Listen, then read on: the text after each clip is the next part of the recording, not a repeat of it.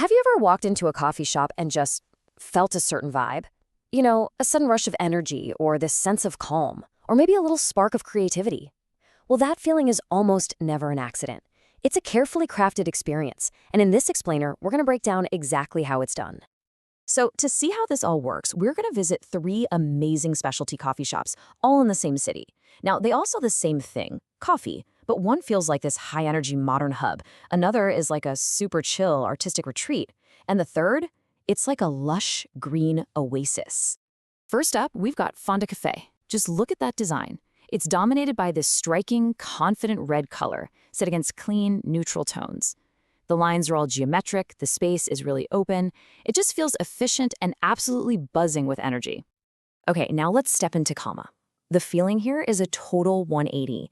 It's warm, it's eclectic, a real mix of art, local crafts, and, of course, coffee.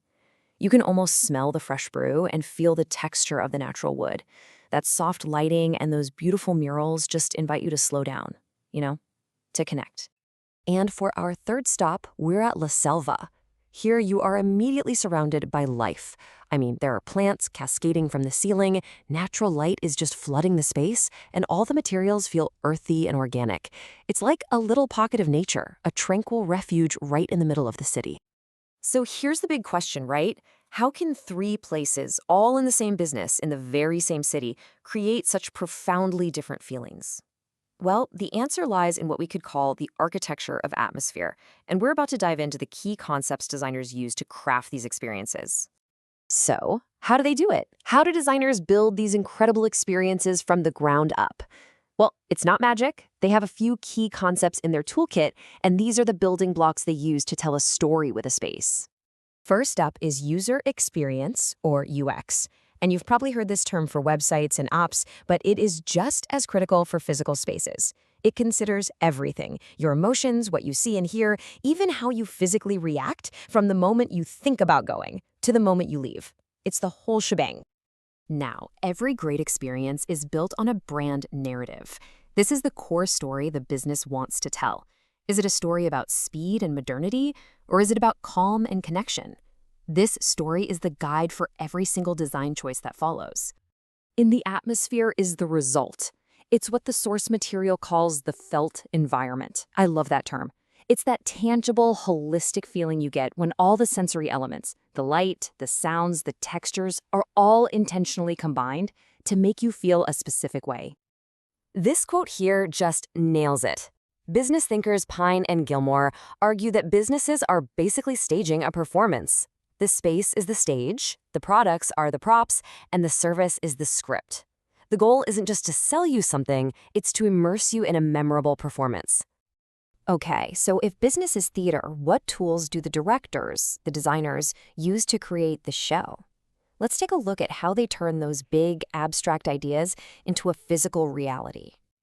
They use a strategic toolkit. First, there's the brand brief. That's the script that defines the story.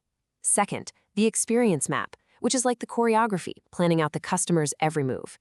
And third, spatial storytelling. That's the set design, bringing the whole narrative to life. The brand brief is the foundation. It clearly lays out the brand's purpose, its core values, who it's trying to reach, and the exact tone it wants to set.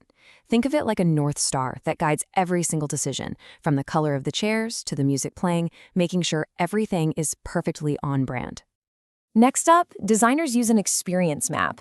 This tool lets them literally walk in the customer's shoes. It visualizes every single step of your journey, from first spotting the storefront to ordering to finding a seat. And it identifies every point of interaction or touch point where the experience can be made better. A touch point could be anything: the handle on the door, the menu board, even the way the barista greets you. And this brings us to the final tool, spatial storytelling. This is the art of making the space itself tell the brand's story. It's about how the flow of the room guides you, how the lighting makes you feel, the materials you can touch, and even how the staff interacts with you. Every single element becomes a word in the story. Okay, so now that we have the concepts and the tools, let's circle back to our 3 cafes and see exactly how all of this was put into practice in the real world. So here's the crucial part. They started with completely different stories. Fonda Cafe's brand brief was built around a narrative of clarity, rhythm, and modern vitality. Kalma's narrative, on the other hand, was all about urban deceleration and sensory connection, two totally different scripts from the very beginning. And this table shows so clearly how those different scripts led to different set designs. For Fonda Cafe's energetic story, you get a bold red color palette and almost no plants. For Kalma's intimate artistic story, the colors get warm and earthy, and you see some plants pop up. And for La Selva's calm, regenerative story, of course, it's an explosion of natural greens and beiges. Each choice directly supports the key feeling they want you to have.